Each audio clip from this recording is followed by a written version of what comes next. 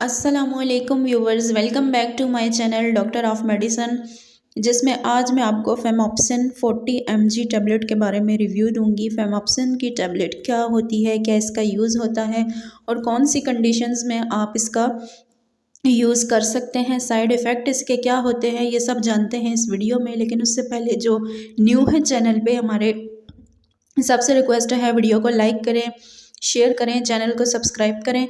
Thank you so much. बात करते हैं फेमॉप्सिन 20 या 40 mg टैबलेट के बारे में। ये 20 mg में भी अवेलेबल होती है। उसके अलावा ये हाईक्यू फार्मा की प्रोडक्शन होती है और इसकी प्राइस 200 के आसपास होती है। और इसके अंदर पाए जाने वाले जो इसका एक्टिव इंग्रेडिएंट है वो फेमोटिडाइन है। और ये डिज़ाइन की गई है basically for the treatment of heart burn की जो कंडीशंस होती हैं स्टमक से रिलेटेड, उन मकासद के लिए इसको डिज़ाइन किया गया है। ये था इसका इंट्रोडक्शन। अब हम बात करते हैं इसकी वर्किंग और यूजेस के बारे में कि किस तरह से ये फ़ायदेमंद साबित होती है। फेमॉप्सिन टैबलेट का इस्तेमाल इन मसाइल के इलाज के लिए किया जाता है जो मैदे की तेज़ाबियत की वजह से होते हैं। ये सीने की जलन, अधहाल, पेप्टिक अल्सर और GERD के खिलाफ मौसर साबित होती है। उसके अलावा ये आपके जिस्म में पेट के तेज़ाब को कम करके फेमॉप्सिन गैस्ट्रिक अल्सर और गृहिणी के अल्सर से भी आपको जो है वो राहत फ़राहम करती है, आपका ट्रीटमेंट करती है। उसके अलावा एसिड रिफ्लक्स या दिल की जलन, गले के मसाइल भी जो पैदा हो जाते हैं स्टमक अल्सर की वजह से, उसमें भी ये बहुत ज़्यादा बेस्ट होती है। इसलिए ये दवा आपके गले के लिए भी मददगार होती है। फेमॉप्सिन की जो टैबलेट होती है ये H2 ब्लॉकर्स के ज़मरे में आती है जो मैदे में तेज़ाबियत को कम करते हैं और मैदे के मसाइल जैसे अल्सर, गैस्ट्रो एसोफेजियल रिफ्लक्स जो डिज़ीज़ है इसके इलाज के लिए बेस्ट होती है। अब उन कंडीशंस के बारे में बात करते हैं जिनमें आप इसका यूज़ कर सकते हैं।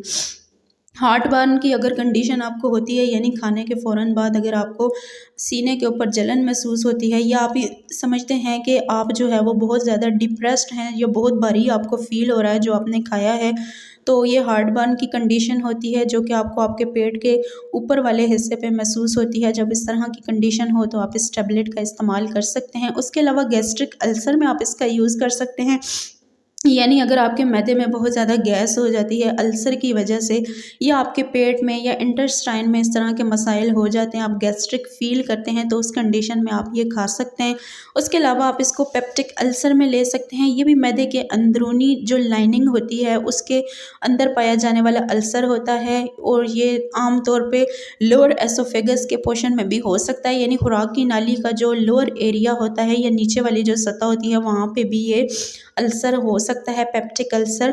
जब इस तरह की कंडीशन हो, सिचुएशन हो, तो उसमें ये प्रेस्क्राइब की जाती है। उसके अलावा आप इसको ज़िलेंजर-एलायन सिंड्रोम में इस्तेमाल कर सकते हैं, यानी ये ऐसी कंडीशन है जो कि पेनक्रियाज के ऊपर वाले हिस्से में और जो स्मॉल इंटेस्टाइन है उसके निचले हिस्से में आपको हो सकती है। ये भी अल्सर की वजह से ही एक बीमारी जन्म लेती है या पैदा होती है, जिसमें कि आपको इस तरह की सीरियस जो है वो गैस्ट्रिक कंडीशंस का भी सामना करना पड़ता है, पेन भी आपको हो रहा होता है, तेज़ाबियत भी आप महसूस कर रहे होते हैं, तो इस तरह की कंडीशन में इसको प्रेस्क्राइब किया जाता है। उसके अलावा गैस्ट्रो एसोफेजियल रिफ्लक्स डिजीज़ में आप इसका इस्तेमाल कर सकते हैं। ये ऐसी कंडीशन होती है जिसमें कि खाना दोबारा आपके मुंह की तरफ लौट रहा होता है, या आपके जो है वो हाजमे का सिस्टम वो ठीक नहीं होता और आपका दिल ख़राब हो रहा होता है। फूड बैक टू माउथ जब आ रहा हो, जब आप लेटे हों या किसी भी हाल में हों, तो जो खाया गया खाना या जो खुराक आपकी होती है वो दोबारा मुंह की तरफ आ रही होती है, तो उसमें ये देखा गया है कि अल्सर जो है वो मैदे में बहुत ज़्यादा पैदा हो जाता है, जिसकी वजह से ये सब हो रहा होता है। तो इस कंडीशन में भी आप इस टैबलेट का इस्तेमाल कर सकते हैं।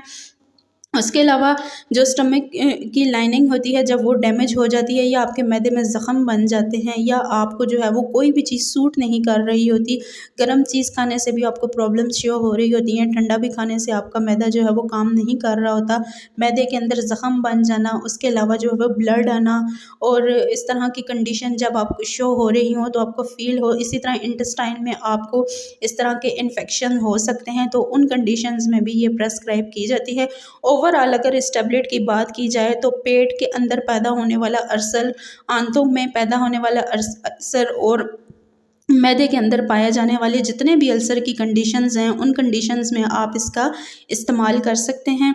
ये थे इसके यूजेस और कंडीशंस। अब हम बात करते हैं साइड इफ़ेक्ट्स के बारे में कि अगर आप इस टैबलेट का इस्तेमाल करते हैं तो आपको साइड इफ़ेक्ट्स क्या हो सकते हैं। आपके सर में दर्द हो सकता है, गनुदगी हो सकती है, आपको कब्ज़ हो सकती है, डायरिया हो सकता है, उसके अलावा आपको वीकनेस हो सकती है, फीवर हो सकता है, मस्कुलर पेन हो सकता है, झटके आ सकते हैं, आपको मेंटल हेल्थ प्रॉब्लम्स हो सकती हैं, एलर्जिक रिएक्शंस आपको कोई भी शो हो सकते हैं, लिवर प्रॉब्लम हो सकती है। अब बात करते हैं डोसेज की। तो डोसेज में आपने जो है वो ज़रूरी नहीं कि खाना खाया हुआ है या नहीं खाया हुआ, विद और विदाउट मील आप इस टैबलेट का इस्तेमाल कर सकते हैं।